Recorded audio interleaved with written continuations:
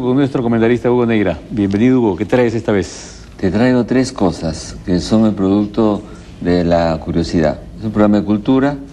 La curiosidad forma parte, pues, de las mejores actitudes de la especie humana, ¿no? Claro. De ahí la ciencia y la tecnología. Y en los días de Semana Santa... ¿Has reflexionado? Sí, ante una pantalla de internet, ¿no es cierto? Ante el ecran, mirando... Lo que ocurre por el mundo. Por el mundo, paseándome por el mundo. He encontrado tres temas. Uno, un poeta celebrado en Nueva York, Pedro Pietri, al punto de compararse a César Vallejo. Me explicaré. Un milagro y la superviviente del milagro, y un segundo casi milagro, en otro orden, de un árbol que produce petróleo. Un árbol que produce petróleo. Si quieres comenzamos por el etanol, ¿no? No, es un árbol, bueno, cómo no, podría tener un origen en efecto a partir de plantas, ¿no? Y es un árbol que se llama Jatropha, no me pregunten qué es eso, es un producto hindú, es un árbol salvaje, pero los hindús que tienen ciencia han llegado a la conclusión que este tiene un aceite que podría perfectamente reemplazar al petróleo, y tiene una suerte de bicarbonato que sería muy útil en zonas áridas. Y la India se ha lanzado, como Brasil, sobre el etanol, a plantar millares de hectáreas a partir de la Jatropha, que es una planta local. Un poco como nos pasó con el caucho, ¿no es cierto? Claro. Que después se fue y nos robaron, era la primera vez que nos roban algo, ¿no? No comenzó pues con la chirimoya y esas cosas. El caucho se fue de la Amazonía latinoamericana, ¿no? Al Asia, ¿no? Los pérfidos ingleses. Los otros dos temas, el poeta. El poeta Pietri. Pedro Pietri. Yo encuentro, navegando en internet, que hay un homenaje a César Vallejo y a Pedro Pietri por los hispanistas en Nueva York. Y me digo, muy bien, pero ¿quién es Pedro Pietri? Claro. No tiene obligación de conocerlo todo, ni mucho menos, ¿no? Entonces comencé a indagar, y es un poeta puertorriqueño, famoso por dos razones. Un poema obituario puertorriqueño. Y una segunda razón, que inventó lo que llaman el punto clave de Pedro Pietri, que queda en la 42 de Nueva York. Un lugar entre la Octava Avenida y la calle 42. Entonces, lo primero, el personaje es un latino en Nueva York, como lo fue Vallejo en París. Se murió de cáncer al estómago, que él dijo que contrajo por haber ido a la guerra de Vietnam a combatir por un país que no era el suyo. Reconocido por los neoyorquinos latinos como un gran poeta. Y yo he leído el texto de él y me he quedado asombrado porque está escrito en inglés con sentimientos sudamericanos al interior. Esto es otra cosa nueva, esto ya no es el mestizaje solamente, claro, sino la penetración de la sensibilidad latinoamericana al interior del inglés. Exactamente. Entonces, y luego este hombre además admiraba mucho Nueva York, la reclamó siempre, inventa en la calle 42, frente al Hotel Westin, ¿no?, un lugar donde hay este hotel que parece extraordinario. No sé más de esto que lo que estoy leyendo en mis notas, hecho por el arquitecto peruano Bernardo Fort Brescia y la estadounidense Laurinda Spin. Un lugar donde el aire y la luz produce una situación mágica. Y él dijo, este es el lugar mejor de Nueva York.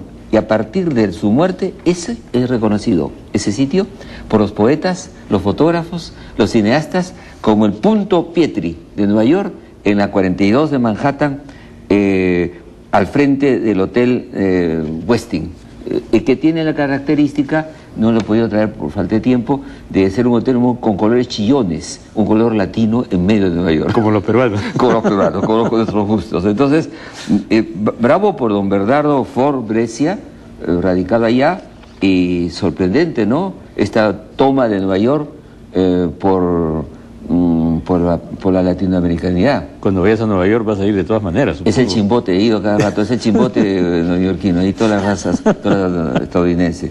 Y la última cosa es el milagro que se ha producido con Sor María Simón Pierre, monja de 46 años, de la Congregación de la Maternidad, que es una señora reluciente, redondita, con anteojos, que se curó súbitamente de Parkinson el 2 de junio de 2005, rezando con su congregación a la muerte de Juan Pablo II.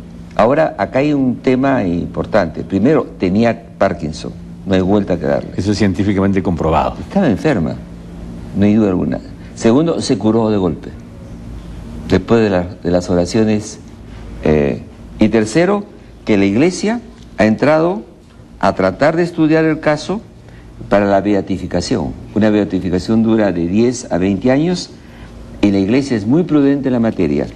Saben ustedes que en la peregrinación a Lourdes, que es un lugar, es una ciudad donde hay una especie de gruta, ¿no? De gruta, con un agua muy fría. Me he bañado en la gruta de Lourdes para que me que está santificado. Sí, sí, y uno sale de ahí y bueno, pues ha habido 6.000 casos de sanamiento de curas no explicables por la ciencia o declaradas así por personas que les ha pasado.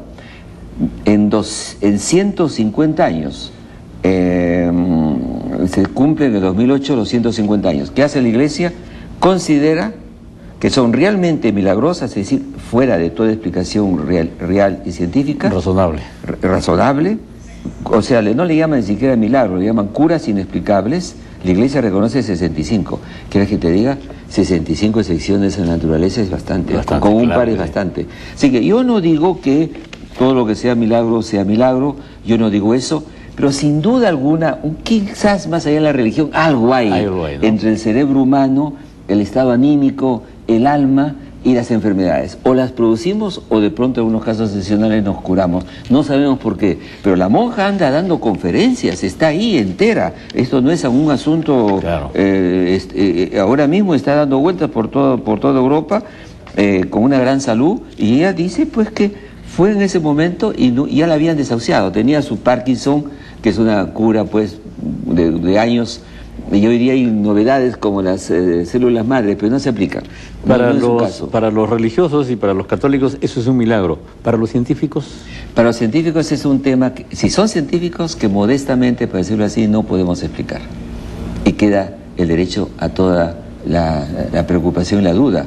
Es decir, en efecto pueden haber fenómenos así. Se presentan en otras religiones, se presenta en el budismo, se presenta en el hinduismo, tengo entendido, y se presentan en personas que después de una situación psicológica de pronto se curan. ¿Qué relación hay entre el cerebro y el alma? Por investigarse. ¿Cuánto sabemos del cerebro? Y hablo ya del lado, si me permiten, de la ciencia, 10%. ¿Por qué se produce súbitamente un cáncer cuando una persona pierde un familiar, por ejemplo? O tiene un gran disgusto.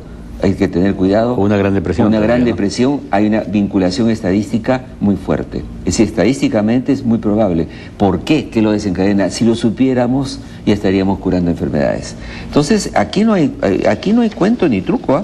La señora está vivita y coleando, rezó todo el tiempo y se sanó. Entonces, y el Parkinson, que es irreversible.